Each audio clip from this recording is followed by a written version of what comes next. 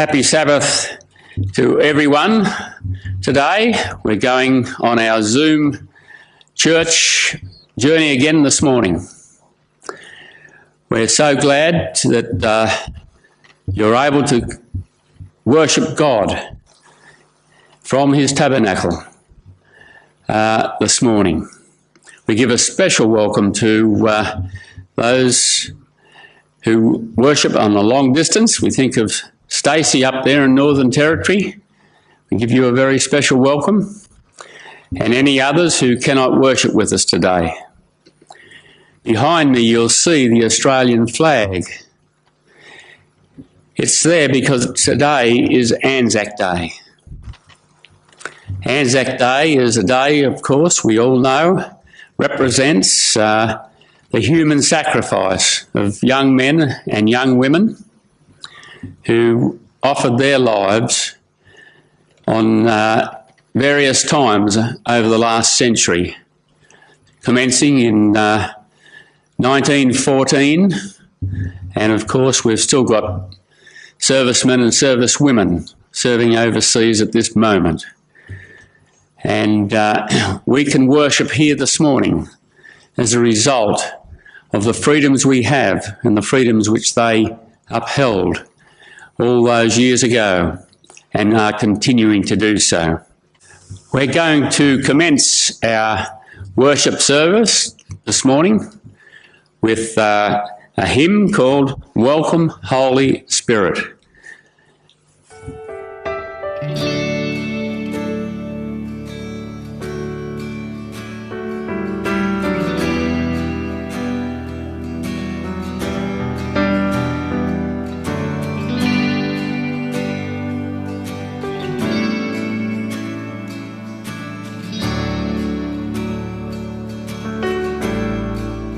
Welcome, Holy Spirit.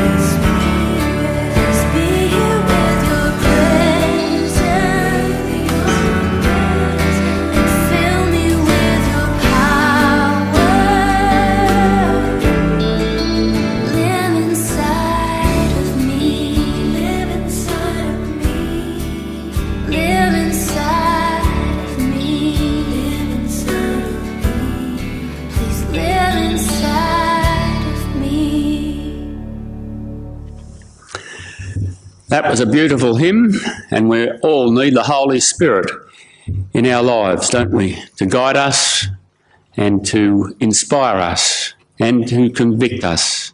Even though we've already accepted Jesus and his sacrifice, we still need the Holy Spirit in our lives. And before Jesus left this earth, he gave the Holy Spirit to the disciples.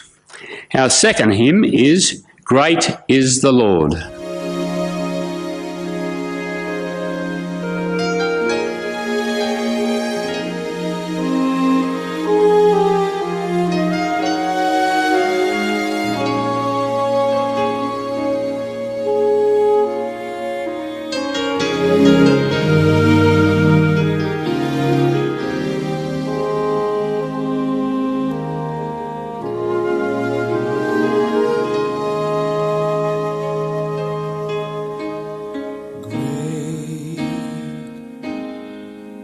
Is the Lord and most worthy of praise, the city of our God, the holy place, the joy of the whole earth.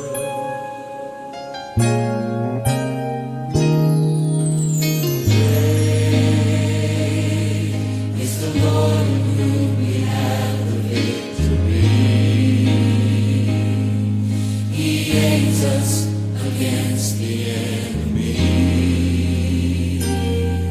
We bow down on our knees.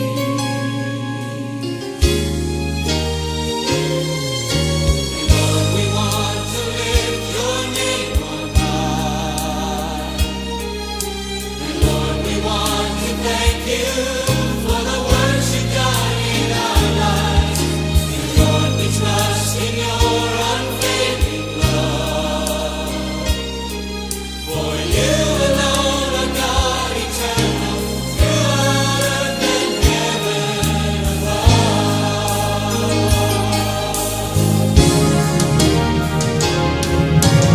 Lord, we want to lift your name on high.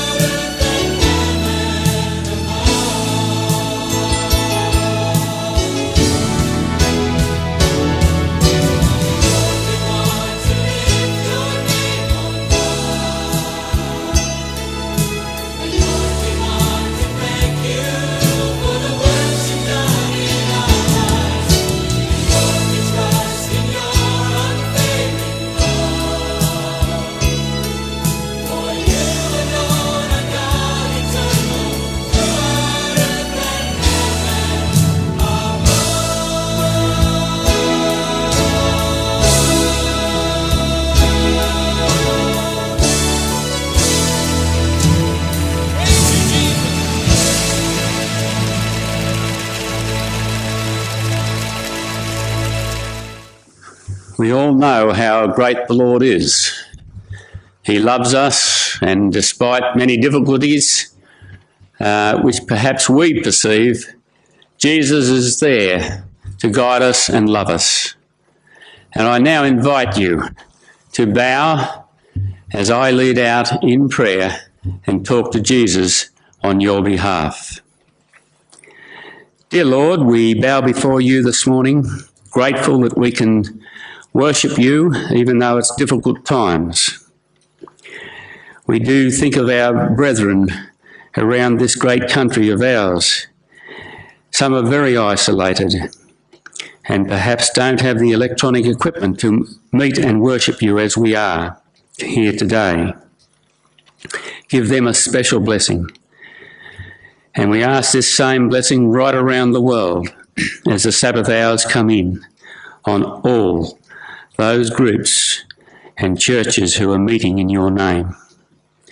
Today, dear Lord, we ask a special blessing on our church leaders. Guide them, encourage them, and help them to be able to continue programs, help them to be able to uplift their church membership. People, despite the difficult ways they have to go about doing it. Be with our political leaders. We're grateful that we live in a land where we have, in the main, Christian leaders. Give them a special blessing and special guidance as they do their best to lead our country out of the problems brought on by this coronavirus. Today, dear Lord, we will give an offering. We ask your blessing on that. And may the money be multiplied as it goes into the purpose for which it is given. We ask too, dear Lord, that you will be with our minister here at Galston, Arthur Hudson. Bless him in his preparation of the service he's going to give us in a few minutes. And may we gain a blessing from his preparation, a blessing from you as he opens your word to us. We think of those who are working for you in our hospitals here in Australia. Give them a blessing too and protect them from the disease coronavirus. We thank you that you've protected us here at Galston from this terrible disease and ask your continued blessing and continued protection. We think of our mission field, dear Lord. Bless it. And we think of those in the mission field to our north, in the Pacific Islands. Continue to hold the virus back from there because they don't have the facilities that we have to treat each other if we do get infected with it. Be with each member here at Galston today. Give us a blessing and bless us in the week to come. And may the witness of our lives in this church be one, with the aid of the Holy Spirit, be able to convict people to think very seriously about their relationship with you while there is yet time. Bless us now, Lord. Give us safe travel as we go home. Continue to give us a safe week this week. And we ask your blessing on our lives at this time. Amen. Arthur Hudson is now going to take the divine service for us. He has entitled his service an Anzac lesson. The scripture reading he has chosen is Matthew 5, 1 to 10. And Cheryl is going to do the scripture reading. Thank you, Cheryl. Our scripture reading today is Matthew 5, 1 to 10. And it's well known, this section of scripture, as the Beatitudes. And seeing the multitudes, he went up on a mountain. And when he was seated, his disciples came to him. Then he opened his mouth and taught them, saying, Blessed are the poor in spirit, for theirs is the kingdom of heaven. Blessed are those who mourn, for they shall be comforted. Blessed are the meek, for they shall inherit the earth. Blessed are those who hunger and thirst for righteousness, for they shall be filled. Blessed are the merciful, for they shall obtain mercy. Blessed are the pure in heart, for they shall see God. Blessed are the peacemakers, for they shall be called the sons of God. Blessed are those who are persecuted for righteousness' sake, for theirs is the kingdom of heaven. Thank you. Yeah, good morning, friends. It's Anzac Day. I know that some of you would have been at a pre-dawn service or maybe a dawn service, if all things being equal. My family and I have been associated with a Pathfinder club that has marched at the local cenotaph, and that's where we would have been if things hadn't been different. Maybe you've had a contemplative moment this morning thinking about Anzac Day and war and just considering what that all means. Some of the images that come to mind when I think of Anzac Day and war, when I look at maybe a history book, maybe clips on the news on Anzac Day are, well, swords rattling in scabbards, horses champing at the bit, the Light Horse Brigade, the trenches on Western Europe and the barbed wire, tanks rattling through quaint European villages on cobblestones, helicopters landing in jungle fields under gunfire a bit closer to our time, maybe the desert sands of Afghanistan and Iraq, and convoy of trucks stopped for an improvised explosive device looking out for snipers. Korea, I don't know, maybe an image of a American Super Sabre jet was a fairly iconic picture of the Korean conflict. The themes we often celebrate on Anzac Day, and rightly so, is a transcendence we experience when we think about the brave service of others for the love of people. Liberation of innocent people, protection of an oppressed minority, peacekeeping, believing in a cause greater than oneself, resisting evil, resulting in possibly the ultimate sacrifice of oneself, and the hope that death is not the end. Many of you may have had loved ones who have given themselves to protect others and maybe sacrifice their own lives. And I must say that I don't have a complete position on the Christian response to war, and I'm not intending this sermon to be that answer to that question. I must say I've been greatly influenced by the life and the story of Desmond Doss, the non-combatant medic, who set a wonderful example of what someone can do without a gun. Got to say, I appreciate those people who have stood up and protected me and my country and my family over the years, and my ancestors. So, yeah, there we are. For those who lost to death in war, Jesus' teachings had a lot to say to those who grieve and mourn and bear the wounds of wartime loss. Words of lament. Jesus lamented and he mourned in the presence of the widow whose son had died. He's visibly upset and grieves at the graveside of his friend Lazarus. Of course, he laments the final loss of Jerusalem to come. Jerusalem, Jerusalem, those who persecuted the prophets. How I would have gathered you like a hen gathers her chickens, but you would not. He felt great pain at all these things. And certainly, as Isaiah said, he was the man of sorrow and acquainted with grief. He had words of compassion. Besides showing his compassion and pastoral care to every person he met, He fed people. He healed the maimed and the lame, of whom there were plenty at his time, and it was said that there were whole villages without a sick person. Words of hope. You know, he looked forward to a day when death would no longer be the victor, no longer rule, and prematurely end life. When evil would be eradicated and a resurrection to newness of life and putting all things right. John says of Jesus, I will wipe away every tear. But in other places, Jesus speaks words of protest.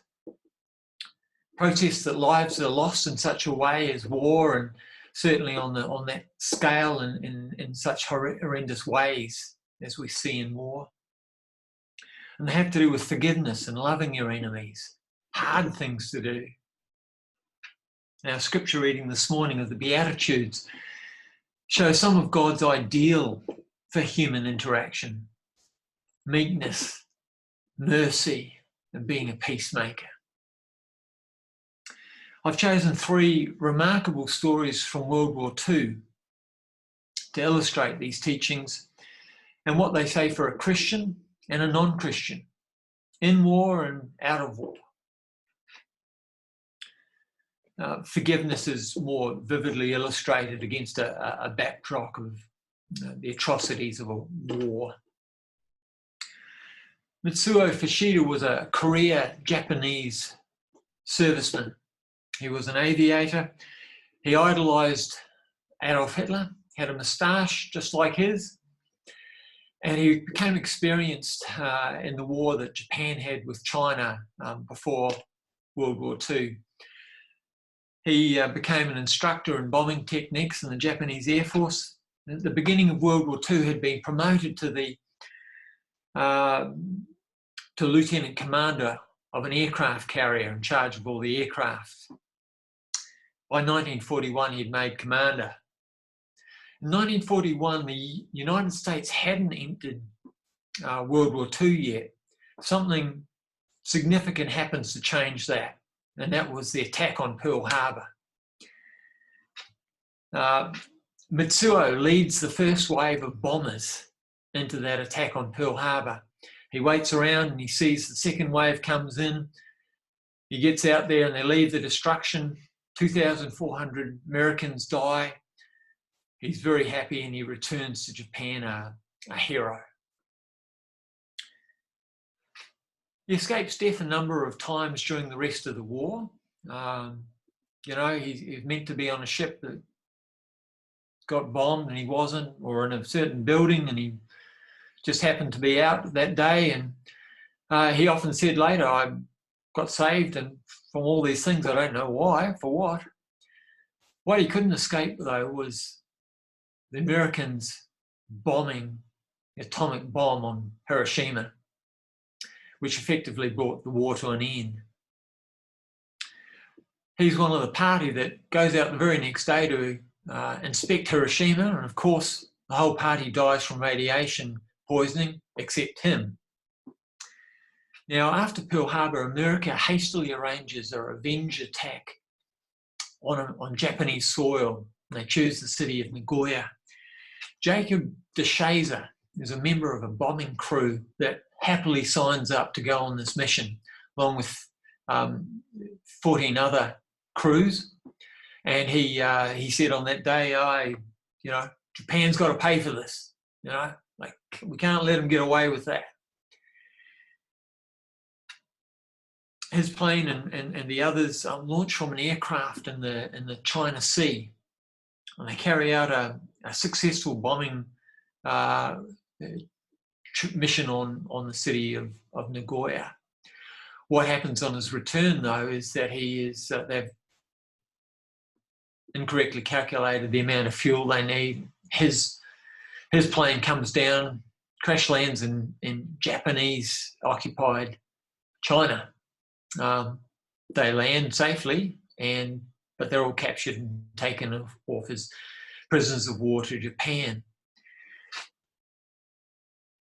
DeShazer spends 3.5 years there, with nearly 3 years in solitary confinement. During that time, 3 of his fellow crew are executed. One of them starves to death. DeShazer is badly beaten and starved, and is living a pretty miserable existence here in solitary confinement. Grounds for feeling pretty bitter and twisted about America, about Japanese in general, and his Japanese captors more specifically. Remember, this is the guy who said, I'm going to make him pay. During his solitary confinement, DeShazer asks for a Bible, and he gets it. Don't ask me how he gets a Bible in a Japanese prisoner of war camp, but he does. Only for 3 weeks. During that time, he becomes a devout Christian. And he says later that the only way I survived was the messages from a Bible. He learns a few words of Japanese, and he starts to treat his captors with respect. And lo and behold, they start to treat him with respect back. Limited respect, they don't let him go. After the war, he studies theology. He gets married. He moves as a minister to Japan, in the city of Nagoya, the city that he had bombed.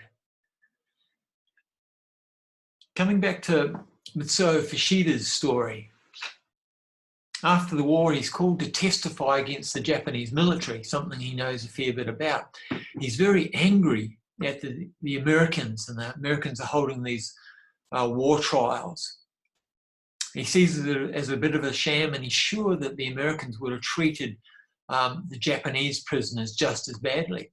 And so he rushes out to find returning Japanese prisoners of war from America and interviews them. And he finds actually his former flight lieutenant, who he thought he had died. And he says to him, how was it? How bad was it? And the guy says to him, well, we weren't tortured. We weren't abused. And actually, this lovely young woman treated us with the utmost respect and love, even though her missionary parents were killed by Japanese soldiers in the Philippines. Fushida's just totally at a loss to explain this. His Japanese culture, or his code of honor at that time, was one where revenge wasn't just an option. It was actually a responsibility to carry out, to restore honor to your family and your name. And he's obsessed, almost trying to understand how someone could love and forgive someone else who's done this. In 1948, he walks down a Japanese street, and he goes past a subway, and someone's handing out leaflets, little glow tracts, and it's from someone, a former prisoner of war in a Japanese prison camp, an American, happened to be an Air Force crewman from a plane that bombed Japan. DeShazer, of course. Talks about his capture in China and the torture that he had at the hands of the Japanese, and then how he just awoken to God in his life. Fushida gets really interested about Christianity, and he gets a Bible. And a year later, in 1949, he becomes a Christian. Providence had it that a year later, in 1950, he meets up with DeShazer in America. They're both evangelists. I don't know that they worked together for any particular length of time, but they were both evangelists, both in America and in Japan. Just a tremendous story. Brought together by war and revenge, and yet united by love and a common forgiveness and a common cause. I want to tell you lastly about a woman named Corrie and her sister Betsy. This is Corrie ten Boom, and you may have read her story in The Hiding Place. Dutch Christians who hid Jews in their home in the Netherlands. Corrie was a watchmaker. She wasn't a young woman at that time, but her parents, they lived together. They were successfully hiding Dutch Jews and seeing them escape safely, until one day an informer dobbed them in, and Betsy and Corrie find themselves in a German concentration camp. Corrie survives the camp, obviously goes on to write the book. Betsy is starved and beaten and ends up dying at the hands of a guard. Fast forward to after the war, and Corrie's a speaker on the subject of forgiveness, and she's in Germany, 1947, and I'll read her words because she says it better than I do. She encountered one of the concentration camp guards. Came back with a rush. The huge room with its harsh overhead lights, the pathetic pile of dresses and shoes on the floor, the shame of walking past. This man, naked. Now he was in front of me and he thrust out his hand.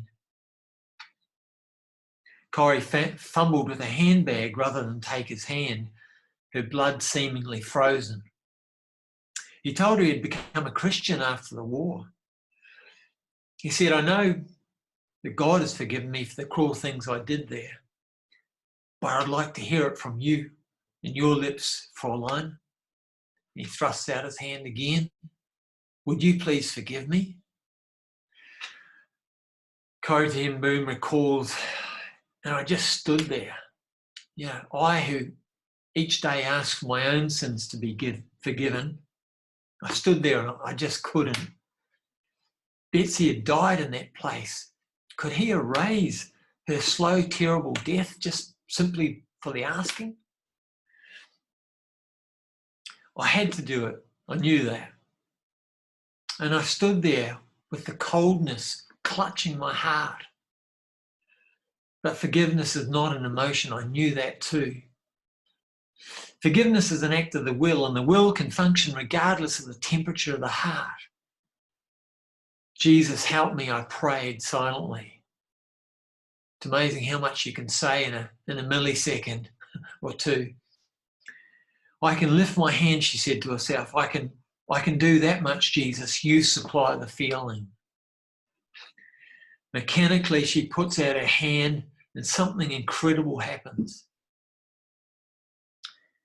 And then this healing warmth seemed to flood my whole being. It started in my shoulder, it raced down my arm, and it sprang into our joined hands.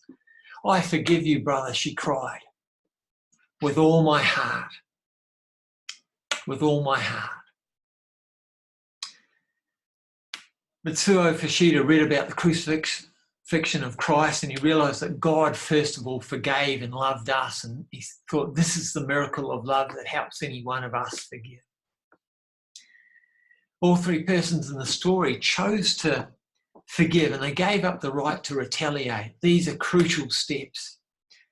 Jesus never retaliated to his abusers. Corrie ten Boom's experience is not a common one, the immediate warmth experience. But she had chosen to forgive, and she trusted God that the feeling, he would help her deal with the feelings. We forgive because we're asked to forgive, but we're still human and God knows that. I don't see any of the three individuals unhealthily denying their anger at the offences against them or the impact on them. The Bible's not against anger. If we read Ephesians 4:26, it says, in your anger, do not sin. Job and David expressed anger. Jesus expressed anger appropriately. Offence and injustice can hurt. DeShazer may well have needed not just 3 weeks in confinement, but 3 years just to process his feelings. Come to the point where he could act in accordance with the forgiveness that he had given his guards in his head. There's no need to rush the process of forgiveness. Some Christians might look at the story of war crimes and raise the need for consequences and bring up the neglect of justice. At times, war tribunals do mete out consequences.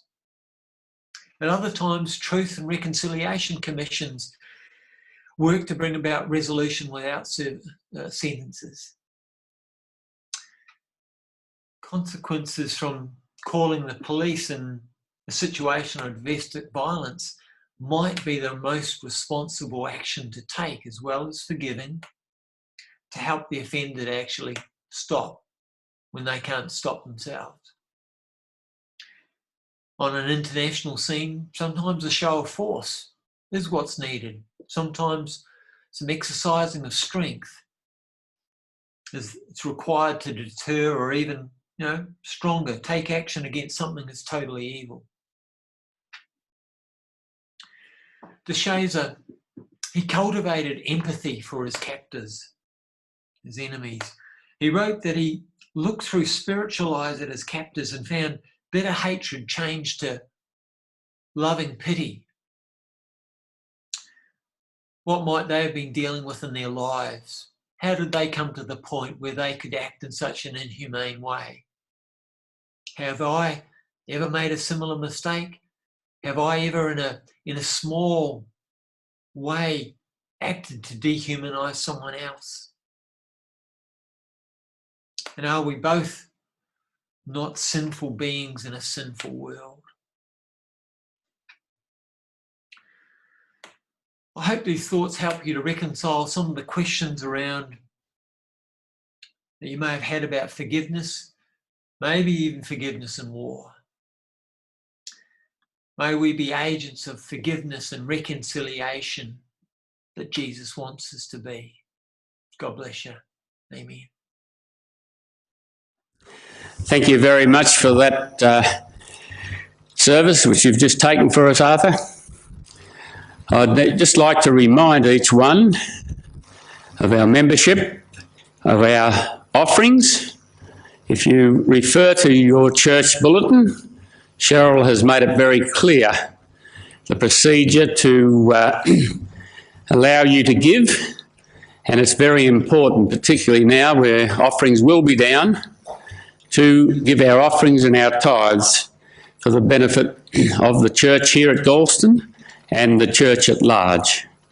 So please continue to give your offerings. We're going to conclude our service here today with the hymn 304, Faith of Our Fathers, a very well-known hymn. Thank you.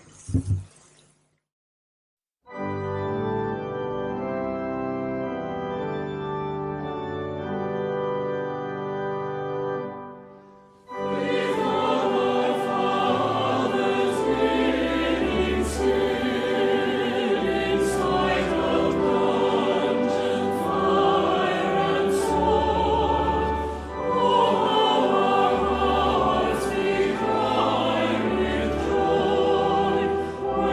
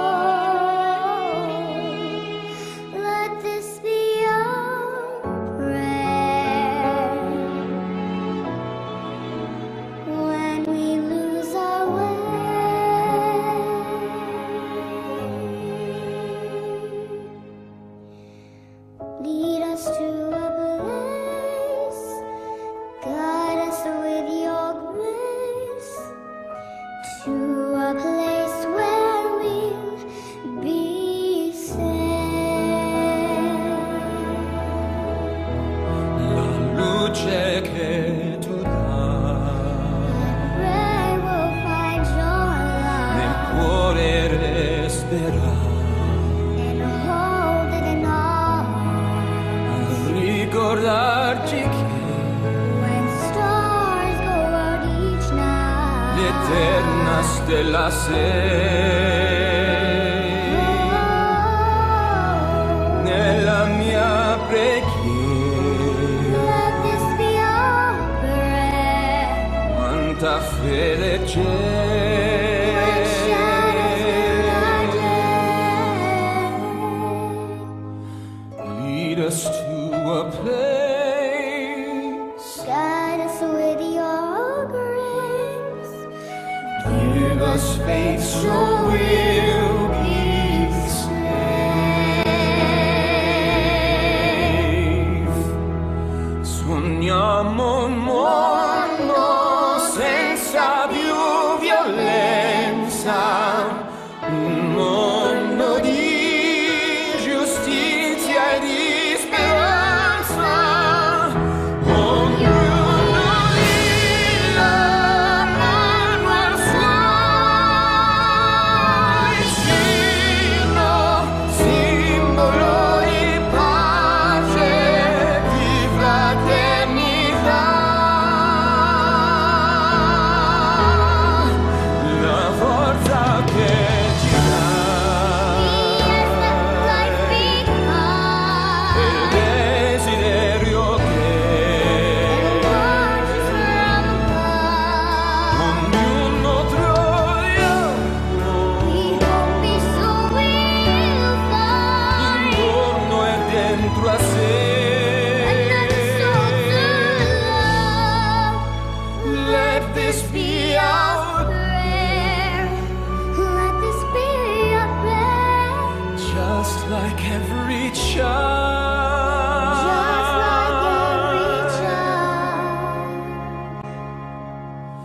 needs to find a place. Guide us with your grace.